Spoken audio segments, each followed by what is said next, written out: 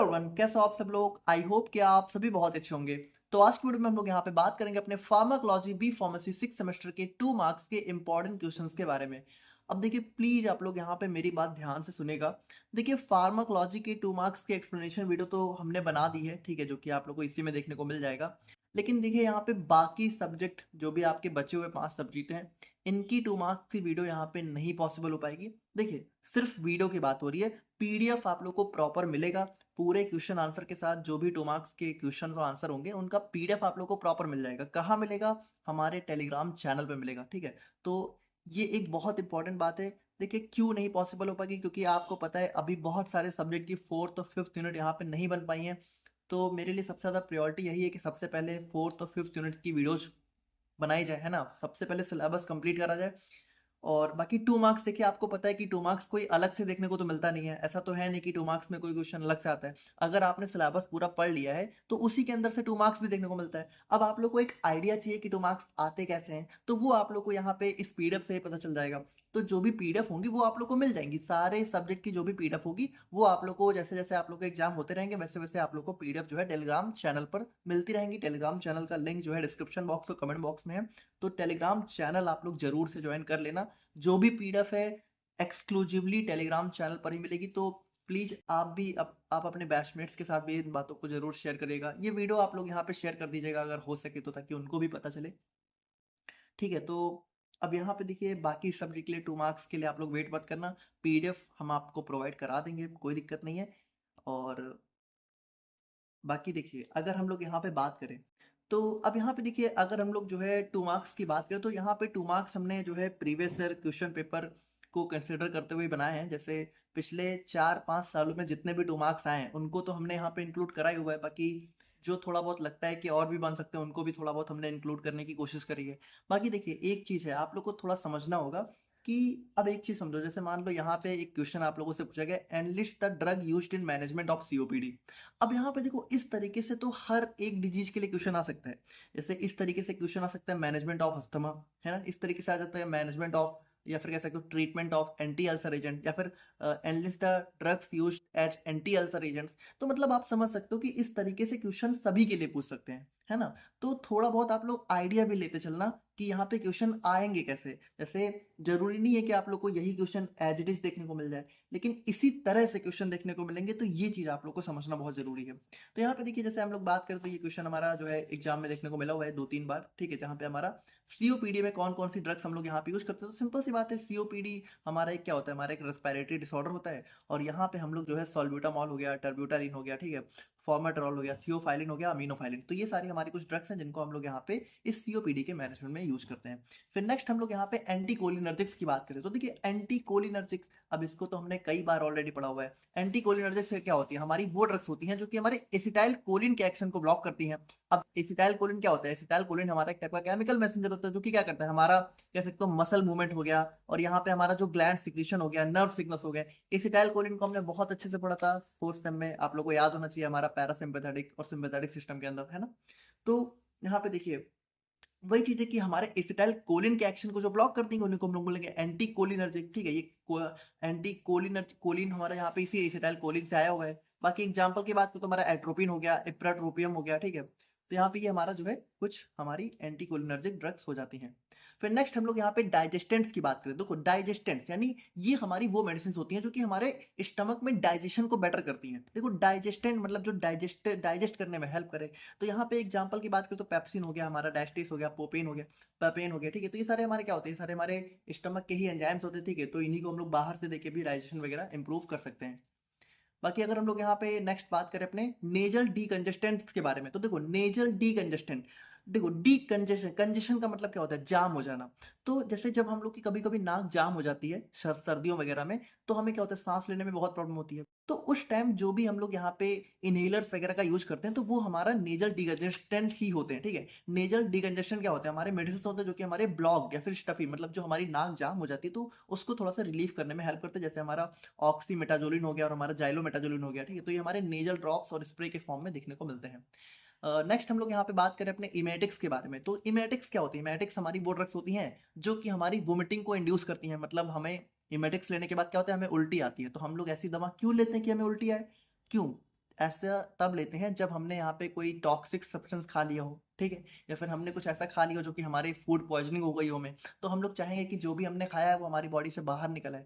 तो उस टाइम हम लोग यहाँ पे इमेटिक्स का यूज़ करते हैं जो कि हमारे वोमिटिंग को इंड्यूस करती हैं, मतलब हमारी उल्टी को बढ़ावा देती हैं कह सकते हो। तो यहाँ पे हमारा अमॉर्फिन हो गया, ठीक है? एपिसेक्स सिरप हो गया और हमारा कॉपर सल्फेट हो गया, जिंक सल्फेट, ठीक है? मस्टर्ड वाटर हो गया। तो यहाँ पे ये मतलब मस्टर्ड वाटर क्या है? ट्रेडिशनल में तो जैसे यहाँ पे तेल और पानी मिला के भी अगर आप यहाँ पे पियो तो आपको उल्टी आ सकती है। तो ये हमारा जो है कुछ इमेटिक्स हो जाते हैं, ठीक है? उसके बाद नेक्स्ट हम लोग यहाँ पे बात करें अपने एटियोलॉजी या फिर कॉजेज ऑफ अस्थमा के बारे में। तो देखिए अस्थमा मतलब यहाँ पे आपको पता ही है अस्थमा में क्या होता है कि हमारा जो भी एयरवे है, ठीक है? वो यहाँ पे ब्लॉक हो जाता है, साँस लेने में बहुत तकलीफ होती है।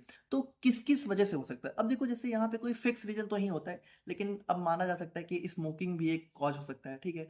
कोल्ड या फिर बहुत ड्राई एयर हो तो वो भी हमारा एक रीज़न हो सकता है, एयर पॉल्यूशन हो सकता है, फूड केमिकल्स हो सकते हैं जैसे यहाँ पे और बाकी जेनेटिक हिस्ट्री सबसे ज़्यादा मैटर करती है अस्थमा वगैरह में, ठीक है? और कुछ मेडिकेशंस भी हैं जो कि अस्थमा को इंड्यूस कर सकती हैं। उसके बाद नेक्स्ट हम लोग यहाँ पे बात करें अपने एपेटाइट स्टिमुलेशन के बारे में या फिर एपेटाइट स्टिमुलेंट्स के बारे में। तो देखो एपेटाइट मतलब होता है भूख लगना और स्टिमुलेशन मतलब बढ़ावा देना। तो ये हमारी वो दवाएँ होती हैं जो कि हमारी बॉडी में भूख लगने को मतलब हमारी कह सकते हो इनको खाने के बाद हमें ज़्यादा भूख लगती है, हम लोग ज़्यादा खाना खाते हैं। तो जो लोग बहुत ज़्यादा पतले होते हैं, जिनको भूख वगैरह नहीं लगती है, उनको यहाँ पे ये ड्रग्स प्रिस्क्राइब करी जाती हैं और बाकी ये हमारे ब्रेन के हंगर सेंटर पे काम करती हैं, ठीक है? जो कि हमारा हाइपोथैलेमस रीजन में होता है और वहीं जाके हमारा हंगर को इंड्यूस करती हैं। नेक्स्ट हम लोग यहाँ पे बात करें अपने एक्सपेक्टोरेंट्स और एंटीटसिव के बारे में। तो देखो ये दोनों ही हमारे क्या होते हैं कफ सिरप होते हैं। अब कफ सिरप देखो यहाँ पे आपको पता है जो कफ है खांसी है वो हमें दो तरह की होती है। एक होती है बलगम वाली खांसी जहाँ पे हमारी स्पुटम आता है म्यूकस आता है हमारे माउथ से और एक होता है जो बिल्कुल सूखी खांसी होती है जिसमें बस खांसी आती रहती है बट उसमें कुछ बलगम वगैरह नहीं आता है। तो आप ये समझो जो बलगम वाली खांसी होती है उसमें ज्यादातर हम लोग यहाँ पे एक्सपेक्टोरेंट्स का यूज करते हैं और जो सूखी खांसी होती है उसमें हम लोग मेनली जो है एंटीटसिव का यूज करते हैं। तो एक्सपेक्टोरेंट देखो क्या करते हैं, ये हमारा जो बलगम होता है, जो म्यूकस होता है, उसको यहाँ पे बहुत ज़्यादा पतला कर देते हैं, थिन कर देते हैं, जिसकी वज़ह से क्या होता है, जिसकी वज़ह से वो हमारी बॉडी से ईज़िली बाहर आ पाता है, ठीक है? और जब बलगम धीरे-धीरे बाहर आ जाता है, तो खाँसी हमारी सही हो जाती है। एंटीटसिव में क्या होता है कि ये हमारी वो मेडिसिन होती है, जो कि हमारी खाँसी को ही रोक देती हैं। अब देखो सूखी खाँसी में हमें यही चाहिए कि खाँसी हमारी रुक जाए, क्योंकि खाँसते-खाँसते बहुत ज़्यादा तकलीफ होने लगती है एक टाइम के बाद। तो यहाँ पे ये हमारे क जो ब्रेन के अंदर कफ सेंटर होता है, तो वहाँ से हमारा काम करती हैं और कफ रिफ्लेक्स को यहाँ पे थोड़ा-सा काम करती है, मतलब रिलैक्स करती हैं। तो कफ के रिफ्लेक्स नहीं आते तो हमें खाँसी नहीं आती है। तो यहाँ पे देखिए ये हमारे यूनिट 1 से कुछ क्वेश्चंस जो है आप लोग को इम्पोर्टेंटली देखने को मिल सकते हैं। बाकी आप लोग ये चीज़ समझना कि इसी तरह से जैसे अब यहाँ पे एटियोलॉजी ऑफ अस्थमा है, तो इसी तरीके से एटियोलॉजी ऑफ सीओपीडी पूछ सकते हैं, एटियोलॉजी ऑफ अल्सर पूछ सकते हैं। तो थोड़ा समझना कि अब जैसे मान लो अल्सर वगैरह जब आप लोग पढ़ लोगे, ठीक है? कुछ भी पढ़ लोगे, जो भी डिजीज़ आप लोग पढ़ लोगे, तो उसमें ये सारी चीज़ें तो आप लोग ऑलरेडी पढ़ लोगे। तो अगर ये 2 मार्क्स में आती हैं तो आप लोग लिख ही आओगे, इसमें कुछ प्रॉब्लम वाली बात थोड़ी है। अब अगर यूनिट नंबर 2 की बात करें तो यूनिट 2 में हमारा सबसे पहला क्वेश्चन बन जाता है कीमोथेरेपी के ऊपर। अब कीमोथेरेपी क्या होती है? कीमोथेरेपी का सिंपल सा मतलब है इसमें हम लोग यहाँ पे जो है स्ट्रॉन्ग मेडिसिन या फिर कह सकते हो जो भी बहुत स्ट्रॉन्ग केमिकल वाली ड्रग्स का यूज़ करते हैं। स्पेशली इनका यूज़ हम लोग किसमें करते हैं? कैंसर के ट्रीटमेंट में करते हैं, है ना?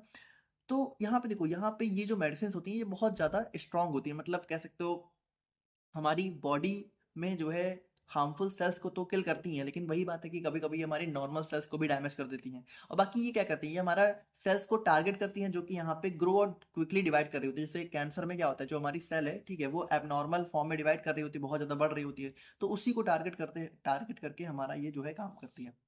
नेक्स्ट हम लोग यहाँ पे एंटीबायोटिक्स के बारे में बात करते हैं। तो एंटीबायोटिक्स सिंपल सी बात है, हमारी वो मेडिसिन जो कि या तो बैक्टीरिया को किल करती हैं या तो उनकी ग्रोथ को रोक देती हैं। अगर किल करती है तो हम लोग क्या बोलते हैं, बैक्टीरिसाइडल एंटीबायोटिक, और अगर रोक देती है तो हम लोग क्या बोलते हैं, बैक्टीरियोस्टेटिक एंटीबायोटिक। एग्जाम्पल के लिए हमारा पेनिसिलिन, एमॉक्सिसिलिन, एजिथ्रोमाइसिन हो गया, टेट्रासाइक्लिन हो गया।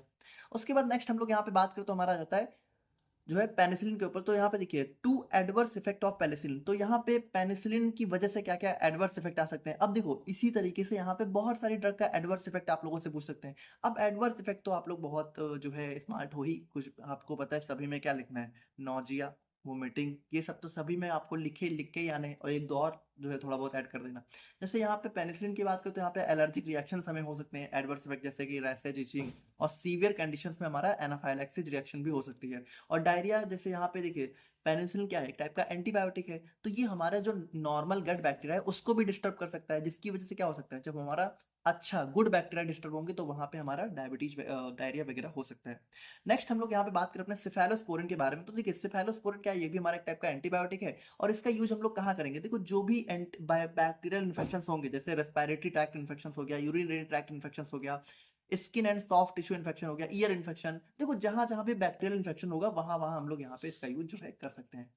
उसके बाद नेक्स्ट हम लोग यहाँ पे बात करें अपना एडवर्स इफेक्ट ऑफ क्लोरमफेनिकॉल। तो क्लोरमफेनिकॉल के एडवर्स इफेक्ट में हमें बोन मैरो सप्रेशन देखने को मिल सकता है, एप्लास्टिक एनीमिया और ग्रे बेबी सिंड्रोम हो गया, ठीक है, नोजिया, वोमिटिंग, डायरिया। तो ये सारी चीजें मतलब आप लोग कॉमनली जो है लिख के आ सकते हो। उसके बाद नेक्स्ट हम लोग यहाँ पे बात करें अपने MOA and side effect of sulfonamides. तो सल्फोनामाइड्स देखिए क्या करते हैं, सल्फोनामाइड्स भी हमारा यहाँ पे बैक्टीरिया की ग्रोथ को रोकते हैं by making folic acid which is needed for their growth, ठीक है। तो यहाँ पे देखिए वही चीज़ है कि यहाँ पे ये बैक्टीरिया को क्या करते हैं, बैक्टीरिया को फॉलिक एसिड बनाने से रोकते हैं। अब आपको पता है फॉलिक एसिड डीएनए सिंथेसिस में बहुत मेजर रोल प्ले करता है, जिसकी वजह से यहाँ पे बैक्टीरिया की ग्रोथ भी रुक जाती है। अब इसके साइड इफेक्ट क्या क्या हो सकते हैं, तो इसके साइड इफेक्ट में हमें allergic reaction, photo sensitivity, nausea, vomiting, ठीक है, और हमारा जो है क्रिस्टल यूरिया में क्या होता है, जैसे जो हमारा यूरिन होता है वहां पे हमें जो है क्रिस्टल्स मतलब बहुत ही टिनी, बहुत ही स्मॉल सॉलिड पार्टिकल्स देखने को मिल सकते हैं, और हीमोलाइटिक एनीमिया। तो ये सारी चीजें हमें यहाँ पे इसके एज अ साइड इफेक्ट देखने को मिल सकती हैं। नेक्स्ट हम लोग यहाँ पे यूनिट 3 की बात करते हैं। यूनिट 3 में देखिए हमारा सबसे पहला क्वेश्चन जो है एसाइक्लोवीर के ऊपर बन जाता है।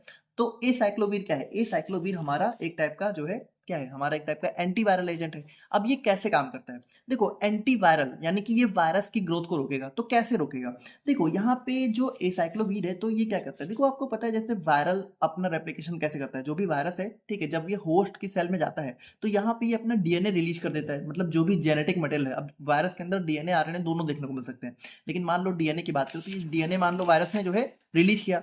तो यहाँ पे डीएनए क्या होता है कि डीएनए यहाँ पे फिर यहाँ पे हमारी होस्ट सेल की मशीनरी को यूज करके अपने आप को डिवाइड करता जाता है, रेप्लिकेट करता जाता है। अब डीएनए रेप्लिकेशन में देखो कुछ कुछ चीजें बहुत जरूरी है, जैसे डीएनए पॉलीमरेज का होना बहुत जरूरी है।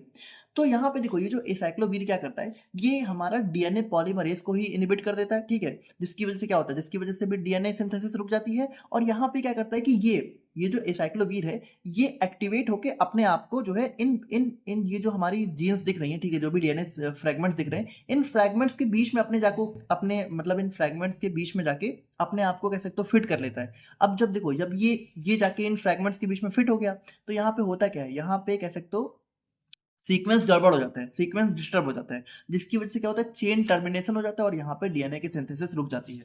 तो वही चीज है कि जो एसाइक्लोवीर है सबसे पहले तो ये एक्टिवेट होता है, ठीक है, और यहाँ पे क्या करता है, ये हमारा एक्टिवेशन, अब इसका एक्टिवेशन भी हमारा वायरस के एंजाइम के थ्रू होता है, मतलब वायरल एंजाइम का यूज करके एक्टिवेट होता है। उसके बाद यहाँ पे सबसे पहले तो डीएनए पॉलीमरेज को इनहिबिट कर देता है और यहाँ पे चेन टर्मिनेशन कॉज कर देता है, मतलब यहाँ पे खुद जाके चेन्स के बीच बीच में ऐसा लग जाता है, जिसकी वजह से चेन टर्मिनेट हो जाती है और यहाँ पे वायरस हमारा न्यू डीएनए नहीं बना पाता है और वायरल ग्रोथ यहाँ पे रुक जाती है। अब अगर हम लोग यहाँ पे बात करें नेक्स्ट, तो हमारा कुछ एंटी मलेरियल ड्रग्स की बात करें तो एंटी मलेरियल मतलब यहाँ पे जैसे हमारा क्लोरोक्वीन हो गया, क्विनिडिन हो गया, प्रीमाक्विन हो गया, ठीक है, हमारा आर्टेमिसिन हो गया। तो ये सारे हमारे कुछ एंटी मलेरियल ड्रग्स हमें देखने को मिल जाती हैं। नेक्स्ट हम लोग यहाँ पे बात करें अपने drugs used in treatment of leprosy, ठीक है, तो लेप्रोसी मतलब कुष्ठ रोग। तो यहाँ पे इसके ट्रीटमेंट में हम लोग यहाँ पे जैसे डैप्सोन हो गया, रिफाम्पिसिन हो गया, क्लोफाजिमिन हो गया, तो इन तीनों का कॉम्बिनेशन जनरली हम लोग यहाँ पे इसके ट्रीटमेंट में यूज करते हैं। उसके बाद देखिए एंटी मलेरियल ड्रग्स की बात करें तो एंटी मलेरियल ड्रग्स का देखिए क्लासिफिकेशन हमें बहुत मतलब अलग अलग तरीकों से देखने को मिल जाता है बेस्ड ऑन स्ट्रक्चर, ठीक है। तो यहाँ पे जैसे 4 अमीनो क्विनोलिन हो गया, ठीक है, क्विनोलिन, मेथानॉल हो गया, तो ये सारे हमारे केमिकल स्ट्रक्चर के बेसिस पे हमें बहुत सारे क्लासिफिकेशन देखने को मिल सकते हैं, सबके अंदर बहुत सारी अलग अलग ड्रग होती हैं। तो 2-4 आप लोग याद कर लो अपने अकॉर्डिंग, उतना मोर देन सफिशिएंट है। उसके बाद यहाँ पे देखिए अगर हम लोग यहाँ पे बात करें अपना जो है define and classify anti tubercular agent. अब देखो एंटी ट्यूबरकुलर, तो एंटी ट्यूबरकुलर ड्रग्स क्या होती है, देखो इसकी डेफिनेशन तो आपको पता है, बहुत सिंपल है कि ये हमारी वो दवाएं होती हैं जो कि हमारा ट्यूबरकुलोसिस को ट्रीट करने में यूज करी जाती हैं। अब यहाँ पे देखो क्लासिफिकेशन की बात करें तो जो हमारा ट्यूबरकुलोसिस है, ठीक है, मान लो किसी को जो है टीबी जब हो जाता है तो सबसे पहले जो ड्रग दी जाती है वो होती है first line drug. First line drug में यहाँ पे क्या होता है, 4 दवाओं का कॉम्बिनेशन दिया जाता है जनरली, ठीक है, जैसे आइसोनाइजेट, रिफाम्पिसिन, पायराजिनामाइड और इथम्ब्यूटॉल। इन चारों का कॉम्बिनेशन सबसे पहले जनरली हम लोग यहाँ पे देते हैं, ठीक है। और अगर जो पेशेंट है अगर वो यहाँ पे सिंसियर होके, ठीक है, यहाँ पे इन चारों दवाओं को कंटिन्यू यहाँ पे लगभग 9 से 11 महीने का ट्रीटमेंट होता है, अगर ये खाए तो यहाँ पे ये 4 ड्रग ही अपने आप में सफिशिएंट होती हैं टीबी को जो है पूरी तरीके से ट्रीट करने में। लेकिन कभी कभी क्या होता है कि पेशेंट लापरवाही कर देता है, या फिर कभी कभी जो पेशेंट की बॉडी है वो पहले से ही उसने इतनी एंटीबायोटिक खा रखी होती है कि वहां पे ये रेजिस्टेंट हो जाती हैं, मतलब यहाँ पे ये काम ही नहीं कर पाती हैं। तो उस केस में हम लोग यहाँ पे सेकेंड लाइन ड्रग्स पे आते हैं, ठीक है। तो यहाँ पे इसका यूज हम लोग जो है अपने मल्टी ड्रग रेजिस्टेंट टीबी में करते हैं। बाकी हम लोग यहाँ पे कुछ अदर ड्रग्स भी हमें देखने को मिल सकती हैं। तो ये हमारा जो है एंटीडोट। देखो फर्स्ट लाइन ड्रग्स आप लोग यहाँ पे जरूर याद रखना, आइसोनाइजेड, रिफाम्पिसिन, पायराजिनामाइड और इथेम्ब्यूडोल। उसके बाद नेक्स्ट हम लोग यहाँ पे बात करें अपने एंटी अमीबिक ड्रग्स के बारे में। तो देखिए सिंपल सी बात है, हमारा अमीबा की ग्रोथ को होने से रोकती है, जैसे मेट्रोनिडाजोल हो गया, ठीक है, टिनिडाजोल हो गया, ऑर्निडाजोल हो गया और हमारा आइडोक्विनोल। उसके बाद नेक्स्ट हम लोग यहाँ पे बात करें अपने एग्जाम्पल एंड यूजेज ऑफ एंथलमिंटिक्स के बारे में। तो देखिए एंथलमिंटिक्स क्या होता है? एंथलमिंटिक्स हमारी वो दवाएं होती हैं जो कि हमारे जो वॉर्म्स होते हैं, वॉर्म, जैसे पेट में, कभी आपने सुना होगा कुछ लोग बोलते हैं पेट में कीड़े हो गए, तो उन सभी चीजों को ट्रीट करने में यहाँ पे यूज करे जाते हैं। मतलब ये वॉर्म्स क्या होते हैं? एक टाइप के पैरासाइट्स होते हैं। अब जैसे देखो यूजेज, आप सिंपल सी बात है, एंथलमिंटिक्स का काम ही है वॉर्म्स को ट्रीट करना। अब वॉर्म्स की बहुत अलग अलग स्पेसीज होती हैं, जैसे एक होता है पिन वॉर्म, एक होता है हुक वॉर्म, एक होता है फाइलेरियल वॉर्म, एक होता है टेप वॉर्म, एक होता है वेब वॉर्म। तो इन सभी अलग अलग स्पेसीज की वजह से जो भी इन्फेक्शन होते हैं, उन सभी को ट्रीट करने में हम लोग यहाँ पे अपने एंथलमिंटिक्स का यूज करते हैं। उसके बाद देखिए नेक्स्ट हम लोग यहाँ पे बात करें अपने यूनिट नंबर 4 के बारे में। तो यूनिट 4 में हमारा यहाँ पे आ जाता है जो है मोनोक्लोनल एंटीबॉडीज। अब देखिए मोनोक्लोनल एंटीबॉडीज क्या होती हैं? देखो यहाँ पे एक चीज समझना, देखो एंटीबॉडी क्या होती है? एंटीबॉडी आपको पता है एंटीजन से बाइंड करती है। अब यहाँ पे देखो हम लोग जनरली बोल तो देते हैं कि जो एंटीबॉडी है वो एंटीजन से बाइंड कर गई, लेकिन जो एंटीजन है अगर हम लोग यहाँ पे इसको थोड़ा सा डिटेल में देखें तो एंटीजन की सरफेस पे हमें बहुत सारे अलग अलग टाइप के एपिटोप्स देखने को मिलते हैं, ठीक है। अब ये जो एपिटोप्स होते हैं, ठीक है, तो यहाँ पे देखिए जैसे मान लीजिए ये एपिटोप हो गया, ये एपिटोप हो गया, तो हर एक एंटीजन की सरफेस पे बहुत सारे अलग अलग एपिटोप होते हैं।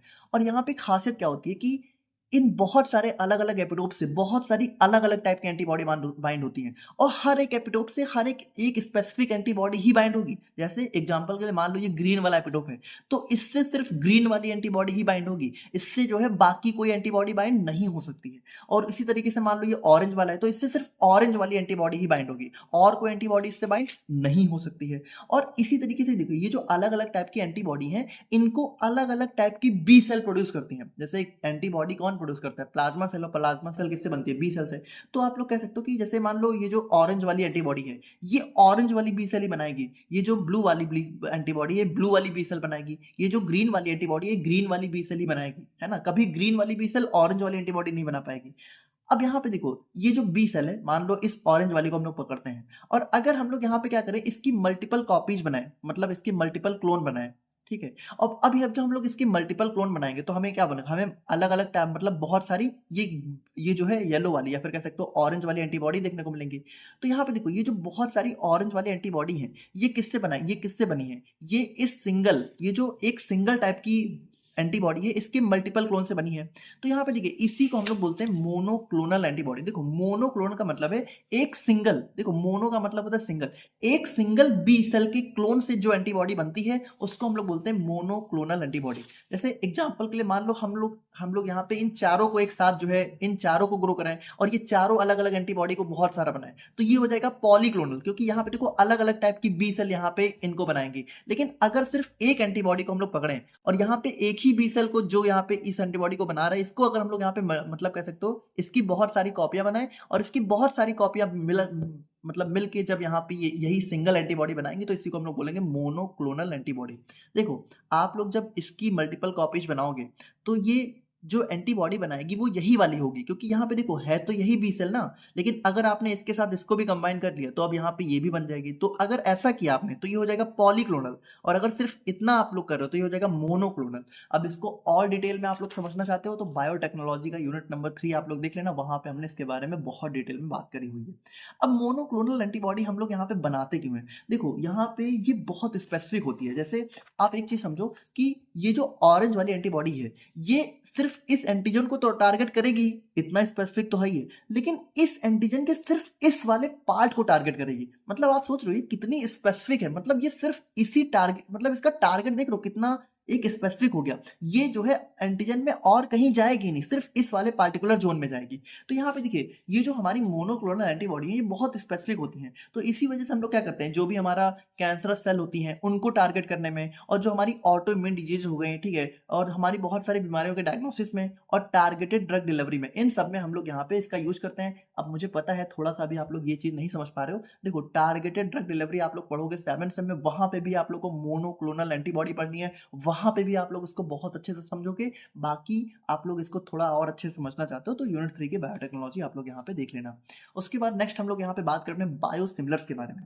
अब देखो बायोसिमिलर को अगर आप लोग समझो, देखो आप लोग को जेनरिक ड्रग का कॉन्सेप्ट तो पता ही है। जेनरिक ड्रग क्या होती है? जेनरिक ड्रग हमारी बहुत ही चीप होती है ब्रांडेड के कंपेयर में, वो बिल्कुल ब्रांडेड जैसी होती है। जैसे एग्जांपल के लिए मान लो डोलो का हम लोग लें, तो डोलो क्या है? डोलो एक टाइप की पैरासिटामोल ही है, लेकिन डोलो कंपनी एक ब्रांड के अंदर बेचती है पैरासिटामोल। तो इसी वजह से अगर आप लोग डोलो खरीदोगे तो डोलो कंपेरेटिव थोड़ी महंगी मिलती है। लेकिन अगर आप लोग यही पीसीएम एकदम जनरल, मतलब जो जेनरिक वाली पीसीएम मिलती है, अगर जेनरिक पीसीएम आप लोग ले लोगे तो आप लोग को इससे सस्ती मिलेगी।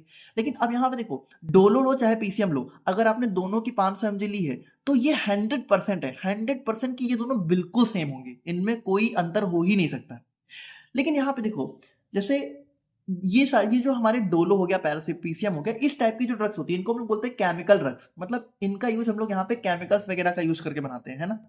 लेकिन यहाँ पे देखो, एक हमारी ड्रग की कैटेगरी होती है बायोलॉजिकल ड्रग, या फिर बायोलॉजिक्स बोलते हैं जिनको।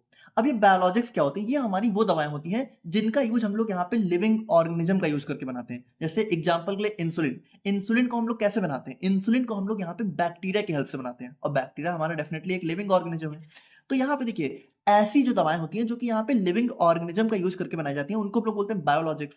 अब देखो, जैसे यहाँ पे डोलो एक कंपनी है, ठीक है, उसी तरीके से जो बायोलॉजिक्स हैं ये भी हमारी बहुत सारी अलग अलग टाइप की कंपनियां भी बनाती हैं। मतलब बायोलॉजिक्स जो ओरिजिनल होते हैं तो उनको हम लोग बोलते हैं ब्रांडेड बायोलॉजिक्स, ठीक है। अब मान लो ये जो ब्रांडेड है तो ये बहुत महंगा होता है। जैसे डोलो, मान लो डोलो है तो डोलो तो चलो इतना महंगा नहीं है, लेकिन इसी तरीके से बहुत सारी जो अलग अलग दवाएं होती हैं जो कि ब्रांड के अंदर बिकती हैं वो बहुत महंगी होती हैं। तो मान लो इंसुलिन है, अगर ये इंसुलिन किसी ब्रांड के अंदर बिक रहा है तो ये जनरली बहुत महंगा होता है। लेकिन अब इसी इंसुलिन को क्या हो, इसी इंसुलिन का अगर हम लोग यहाँ पे जेनरिक प्रिपरेशन बना दें, जेनरिक का मतलब कि इंसुलिन तो सेम ही रहे, लेकिन यहाँ पे हमने क्या हुआ कि हमने किसी ब्रांड के अंडर में इसको नहीं बनाया, है ना। तो यहाँ पे इसी को हम लोग बोलते हैं बायोसिमिलर। अब यहाँ पे देखो, इसको बायोसिमिलर क्यों बोलते हैं, इसको हम लोग जेनरिक क्यों नहीं बोल रहे? देखो यहाँ पे होता क्या है कि देखो, जेनरिक जो है, जेनरिक ये ब्रांडेड की एकदम एग्जैक्ट कॉपी होती है। लेकिन जो बायोसिमिलर होते हैं ना, ये बायोलॉजिक की बिल्कुल एग्जैक्ट कॉपी नहीं होती है। 99% तो सेम होता है, लेकिन 1% ना थोड़ा बहुत इसमें ऊपर नीचे होता है। लेकिन इसका मतलब ये नहीं कि 1% ये जो है हमारा साइड इफेक्ट कॉज करेंगे। हो सकता है 1% ये जो बायोसिमिलर है, ये जो ओरिजिनल बायोलॉजिक है इससे थोड़ा बेटर काम कर जाए, या फिर हो सकता है 1% केस में ये जो बायोसिमिलर है ये इस बायोलॉजिक से 1% जो है थोड़ा सा कम काम करे, लेकिन लगभग इसी के जैसा होगा, मतलब ऑलमोस्ट सेम होगा, लेकिन एकदम सेम नहीं हो पाएगा। एकदम सेम क्यों नहीं हो पाता है? देखो, एकदम सेम इसलिए नहीं हो पाता है क्योंकि ये जो दवाएं हैं, ये जो बायोसिमिलर हो गया, बायोलॉजिक ड्रग हो गई, ये लिविंग ऑर्गेनिज्म का यूज करके बनाई जाती है। तो लिविंग ऑर्गेनिज्म का यूज करके जब हम लोग दवाओं को बनाते हैं तो कहीं ना कहीं कुछ ना कुछ चेंजेस ऐसे हो ही जाते हैं जिसकी वजह से एकदम 100% एग्जैक्ट मैच नहीं हो पाता है। तो देखिए, बायोसिमिलर क्या है? बायोसिमिलर कुछ खास नहीं है, आप लोग इसको बिल्कुल एक जेनरिक ड्रग के कॉन्सेप्ट की तरह समझो, ठीक है, जो कि हमारा हाईली सिमिलर होता है to an already approved original biological drug, ठीक है। और बाकी यहाँ पे इसका यूज हम लोग जो है लिविंग सेल का यूज करके बनाते हैं, ठीक है। और यहाँ पे कैरेक्टरिस्टिक्स फीचर्स की बात करें तो यहाँ पे देखिए, ये बिल्कुल ओरिजिनल बायोलॉजिक जितनी ही सेफ होती हैं उतनी ही उनकी क्वालिटी भी उतनी अच्छी होती है और एफिकेसी भी उतनी अच्छी होती है। बस वही बात है ना, 1% भी छोड़ो, 0.1% का ऊपर नीचे होता है। उसके बाद यहाँ पे मेड और लिविंग सेल का यूज करके बनाई जाती हैं। और यहाँ पे देखो, एक चीज है कि ये बन तभी सकती हैं जब ओरिजिनल बायोलॉजिक ड्रग की पेटेंट एक्सपायर हो चुका हो। जैसे जो मान लो इंसुलिन है, ठीक है, इंसुलिन मान लो पहली बार जिस कंपनी ने बनाया, तो पहली बार जब कोई कंपनी यहाँ पे कोई नई दवा बनाती है तो उसको कुछ सालों के लिए पेटेंट मिल जाता है। तो जब तक इसके पास पेटेंट है तब तक कोई दूसरी कंपनी यहाँ पे इस दवा को नहीं बना सकती। लेकिन जब पेटेंट एक्सपायर हो चुका है तब यहाँ पे जो है हमारी बायोसिमिलर या फिर जो भी जेनरिक ड्रग है वो भी ऐसे ही बनती है। और बाकी यहाँ पे लोअर कॉस्ट में अवेलेबल होती है कंपेयर टू ओरिजिनल बायोलॉजिक। बाकी नेक्स्ट हम लोग यहाँ पे बात करें immuno stimulants and immuno suppression के बारे में, तो नाम से ही आप लोग समझ रहे हो, इम्यूनो सप्रेशन का मतलब ऐसी दवाएं जो कि हमारे इम्यून सिस्टम को थोड़ा सा सप्रेस कर देती हैं, और इम्यूनो स्टिमुलेंट हमारी ऐसी दवाएं जो कि हमारे इम्यून सिस्टम को थोड़ा सा स्टिमुलेट कर देंगे। उसके बाद देखिए, नेक्स्ट हम लोग यहाँ पे, अब इम्यूनो स्टिमुलेंट्स आप लोग नोट से देख लेना, ठीक है, वहां पे थोड़ा मिस हो गया। उसके बाद देखिए, नेक्स्ट हम लोग यहाँ पे बात करें what do you understand by malignancy. तो मैलिग्नेंसी देखिए क्या होता है, मैलिग्नेंसी का मतलब होता है कैंसर, ठीक है। अब देखो, कैंसर, आप लोग को पता है कैंसर क्या होता है? कैंसर में जो हमारी सेल है, ठीक है, वो एबनॉर्मली यहाँ पे ग्रो होती है, अनकंट्रोलेबली, है ना। और यहाँ पे क्या होता है कि जो हमारे नियर बाय टिश्यूज हैं उनको भी इन्वेट कर देती है, मतलब हमारे नियर बाय टिश्यूज को भी यहाँ पे अपने साथ मिला लेती है धीरे धीरे, और पूरी बॉडी में यहाँ पे कैंसर फैल जाता है। तो यहाँ पे देखिए मैलिग्नेंसी का कुछ खास मतलब नहीं, मैलिग्नेंसी मतलब यहाँ पे कैंसर का ही दूसरा नाम मैलिग्नेंसी हो जाता है। प्रोटीन ड्रग्स की बात करूँ तो देखिए ये हमारी सिंपल सी वो दवाएं होती है जो कि यहाँ पे प्रोटीन का यूज करके बनाई जाती हैं, जैसे इंसुलिन हो गया, एरिथ्रोपोइटिन हो गया, मोनोक्लोनल एंटीबॉडी, ये सारी हमारी प्रोटीन ड्रग्स के अंदर आ जाती हैं। यूनिट नंबर 5 की बात करें तो यूनिट 5 हमारा पूरा टॉक्सिसिटी के ऊपर दे रखा है। तो यहाँ पे देखिए हम लोग यहाँ पे बात करें अपने पहले जीनोटॉक्सिसिटी। देखो जीनो मतलब जीन, जीन के अंदर जब कोई टॉक्सिसिटी होती है तो उसको हम लोग बोलते हैं जीनोटॉक्सिसिटी। जीनोटॉक्सिसिटी का मतलब होता है कि अगर कोई सब्सटेंस है, अगर वो हमारे डीएनए यानी जेनेटिक मटेरियल में अगर कोई डैमेज करे तो इसको हम लोग बोलते हैं जीनोटॉक्सिसिटी। ठीक है, और इसकी वजह से हमारा क्या हो सकता है, डीएनए में म्यूटेशंस भी हो सकते हैं। नेक्स्ट हमारा आ जाता है टेराटोजेनिसिटी। देखो टेराटोजेनिसिटी का मतलब होता है कि जब भी यहाँ पे कोई बच्चा पैदा होता है और अगर यहाँ पे उसके अंदर कोई बर्थ डिफेक्ट देखने को मिले तो इसको हम लोग बोलते हैं टेराटोजेनिसिटी। ठीक है, और वहां पे ये हमारा जो है फीटस को भी हार्म कर सकता है ड्यूरिंग प्रेगनेंसी। मतलब यही बात है कि जो भी बच्चे हैं, ठीक है, तो बर्थ डिफेक्ट कॉज करता है, मतलब बच्चा पैदा होने से पहले ही प्रेग्नेंट लेडी के अंदर यहाँ पे प्रॉब्लम कॉज करता है। उसके बाद यहाँ पे बार्बिचुरेट पॉइजनिंग की बात करें तो इसके दो सिम्टम्स अगर हम लोग देखें तो यहाँ पे सीएनएस डिप्रेशन, मतलब यहाँ पे अगर बार्बिचुरेट पॉइजनिंग हुई तो यहाँ पे जो भी पेशेंट है उसको बहुत ज्यादा ड्राउजीनेस, मतलब बहुत ज्यादा ऐसा थका थका फील होगा, ऐसा लगेगा कि नींद आ रही है, चक्कर आ रहे हैं। और रेस्पिरेटरी डिप्रेशन की बात करें तो उसको सांस लेने में भी थोड़ी बहुत तकलीफ हो सकती है। टू हैवी मेटल पॉइजन की बात करें तो यहाँ पे जैसे लेड और मर्करी, ये हमारे वो हैवी मेटल्स हैं जिनकी वजह से मेटल पॉइजनिंग या फिर हैवी मेटल पॉइजनिंग हमें देखने को मिल सकती है। नेक्स्ट हम लोग यहाँ पे बात करें अपने कार्सिनोजेनेसिटी के बारे में। तो देखिए कार्सिनोजेनेसिटी हमारी एक किसी सब्सटेंस की वो एबिलिटी होती है जो कि यहाँ पे कैंसर कॉज करती है, और यहाँ पे इसी की वजह से हमें कैंसर भी देखने को मिल सकता है। क्रोनोफार्माकोलॉजी की बात करें तो क्रोनोफार्माकोलॉजी हमारी यहाँ पे देखो, अब क्रोनोफार्माकोलॉजी क्या होती है। देखो आपको पता है हमारी बॉडी की क्या होती है, हमारी बॉडी का एक जो है एक कह सकते हो बायोलॉजिकल क्लॉक होता है। जैसे कि हम लोग यहाँ पे जैसे देखो, अगर जनरली वैसे तो आजकल मतलब रात में ज्यादातर लोग सोते ही नहीं है, लेकिन अब आपको पता है कि बॉडी इसी तरीके से डिजाइन है कि वो रात में सोए, है ना, क्योंकि बॉडी रात में क्या होता है, मेलाटोनिन हार्मोन रिलीज करना स्टार्ट कर देती है जो कि हमारा स्लीपिंग हार्मोन होता है। तो बॉडी तो इसी तरीके से डिजाइन है कि भाई वो रात में सोए, सुबह जल्दी उठे। लेकिन फिर हम लोग क्या करते हैं, अपनी बायोलॉजिकल क्लॉक को बिल्कुल खराब कर देते हैं, है ना, रात में देर से सो रहे हैं, सुबह जल्दी उठ रहे हैं, सुबह देर से उठ रहे हैं। तो यहाँ पे देखो जो बॉडी की एक स्लीप वेक साइकिल होता है, मतलब बॉडी की जो एक ओरिजिनल बायोलॉजिकल क्लॉक होती है, तो उसके अकॉर्डिंग दवाओं के इफेक्ट की जो स्टडी है, मतलब जो दवाओं का इफेक्ट है वो हमारी बायोलॉजिकल क्लॉक पे किस तरीके से डिपेंड कर रहा है, या फिर बायोलॉजिकल क्लॉक हमारी दवाओं के इफेक्ट को किस तरीके से जो है चेंज करता है, इसी को हम लोग बोलते हैं क्रोनोफार्माकोलॉजी। अब इसका एग्जांपल आप लोग समझना। देखो ऐसा जनरली देखा जाता है कि जो बीपी के पेशेंट होते हैं उनमें जो ब्लड प्रेशर होता है वो सुबह के टाइम ज्यादा बढ़ा हुआ देखने को मिलता है। तो यहाँ पे क्या होता है कि हम लोग क्या करते हैं कि हमें पता है कि सुबह बीपी बढ़ने के चांसेस ज्यादा हैं, तो हम लोग क्या करेंगे कि रात में ही, ठीक है, रात में सोते समय ही बीपी की दवा प्रिस्क्राइब कर देंगे। ठीक है, कि आप लोग रात में सोते समय जो है एंटी हाइपरटेंसिव ड्रग ले लो, ताकि जो सुबह जो ब्लड प्रेशर यहाँ पे राइज होने वाला है वो यहाँ पे ना हो पाए। ठीक है, तो वही चीज है कि बॉडी के एक बायोलॉजिकल क्लॉक के अकॉर्डिंग जब हम लोग यहाँ पे दवा की डोज और उसके इफेक्ट को डिसाइड करते हैं, या फिर देखते हैं कि किस तरीके से हमारी दवा बायोलॉजिकल क्लॉक जो है हमारी, या फिर जो हमारी बॉडी की रिदम है, ठीक है, स्लीप वेक साइकिल है, ये किस तरीके से हमारे ड्रग के एक्शन को यहाँ पे अफेक्ट कर रहा है, तो यहाँ पे इसी को हम लोग बोलते हैं क्रोनोफार्माकोलॉजी। उसके बाद नेक्स्ट हम लोग यहाँ पे बात करें अपने म्यूटाजेनेसिटी के बारे में। तो देखिए म्यूटाजेनेसिटी, देखिए हमने वही जो हमारा जीनोटॉक्सिसिटी था, इसी को हम लोग यहाँ पे म्यूटाजेनेसिटी भी बोल सकते हैं। तो ये हमारी एबिलिटी होती है किसी की हमारे डीएनए में म्यूटेशन कॉज करने की। तो डीएनए में म्यूटेशन कब होगा, जब डीएनए में हमारा डैमेज होगा। तो यहाँ पे देखिए it mean something can damage and alter genetic metal which में लीड टू डिजीज और एबनॉर्मल सेल ग्रोथ। तो इसी की वजह से कहीं ना कहीं देखिए जैसे कैंसर वगैरह में भी क्या होता है, कहीं ना कहीं जो हमारा कोई ना कोई जीन यहाँ पे डैमेज हो जाती है, जिसकी वजह से यहाँ पे फिर एबनॉर्मल सेल ग्रोथ देखने को मिलना स्टार्ट हो जाती है। और फाइनली हम लोग यहाँ पे बात करें अपने एक्यूट एंड क्रॉनिक टॉक्सिसिटी के बारे में। तो देखो एक्यूट का मतलब क्या होता है, ऐसी कोई भी बीमारी या फिर ऐसी कोई भी चीज जो कि बहुत जल्दी जल्दी डेवलप हो। जैसे एक्यूट टॉक्सिसिटी में क्या होता है कि यहाँ पे जो भी इफेक्ट है, मान लो आपने कोई टॉक्सिक सब्सटेंस यहाँ पे खाया या फिर लिया, जो भी है, जिस तरीके से भी हमारी बॉडी में गया, तो जब हमारी बॉडी में जाने के बाद बहुत जल्दी जल्दी उसका रिस्पॉन्स देखना मिल जाए, मतलब हमें तुरंत ही हमें देखने को मिले हमें बहुत ज्यादा प्रॉब्लम हो रही है, ठीक है, विद इन आवर्स और डेज, तो यहाँ पे इसको हम लोग बोलते हैं एक्यूट टॉक्सिसिटी। और एक होता है क्रॉनिक का मतलब क्या होता है कि मतलब हो सकता है तुरंत आपको इफेक्ट ना देखने को मिले। मान लो मान लो जैसे आप लोग किसी फैक्ट्री में काम कर रहे हो, ठीक है? अब मान लो उस फैक्ट्री में कोई ज़हरीली गैस है जो कि निकलती रहती है और डेली आप लोग उसके कॉन्टैक्ट में रहते हो। तो हो सकता है कि वो तुरंत आपको कोई इफ़ेक्ट ना पता चले, लेकिन धीरे-धीरे, धीरे-धीरे वो हमारी बॉडी को अंदर ही अंदर हो सकता है डैमेज करे और एक टाइम के बाद क्या हो, एक टाइम के बाद हमें यहाँ पे देखने को मिलेगा कि हमें बहुत ज़्यादा प्रॉब्लम हो चुकी है। मतलब जो प्रॉब्लम है वो क्रॉनिक स्टेज पे जा चुकी है। ठीक है? तो इसी को हम लोग बोलते हैं क्रॉनिक टॉक्सिसिटी। बाकी सर्कैडियन रिदम या फिर बायोलॉजिकल क्लॉक की बात करते हैं, हमारा वही चीज़ है कि जो हमारा नेचुरल 24 आवर साइकिल होता है बॉडी का, यही हमारा होता है सर्कैडियन रिदम। तो देखिए इसी के साथ हमारा यहाँ पे 2 मार्क्स जो है फार्माकोलॉजी के कंप्लीट हो जाते हैं। बाकी देखिए बाकी सब्जेक्ट के 2 मार्क्स आप लोग को जो है टेलीग्राम पर देखने को मिल जाएँगे, तो वहीं से आप यहाँ पे एक्सेस कर लीजिएगा। और वीडियोज़ अभी थोड़ा सिलेबस पे ज़्यादा फ़ोकस करते हैं, आई थिंक वो ज़्यादा ज़रूरी है। आई होप आप लोग समझ रहे होंगे। बाकी मिलते हैं नेक्स्ट वीडियो में, तब तक के लिए थैंक यू सो मच।